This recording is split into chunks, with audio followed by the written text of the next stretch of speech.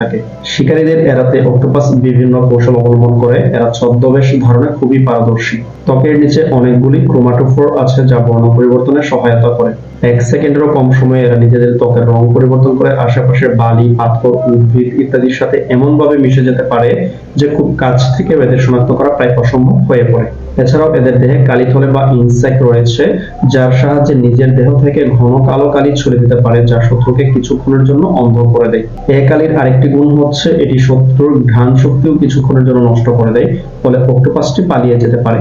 শেষ পর্যন্ত আত্মরক্ষার কোনো উপায় না পেলে এরা অনেক সময় জ্ঞান হারিয়ে ফেলে অথবা নিজের বাহু খেতে আরম্ভ করে। অক্টোপাস খুব দ্রুত গতিতে ছুটতে পারে যা এটির আত্মরক্ষায় সহায়ক। তাছাড়া পালানোর জন্য ছোট ছোট গর্ত বা ফাটলের গায়ে ঢুকে পড়ে। প্রজনন এবং জীবনচক্র।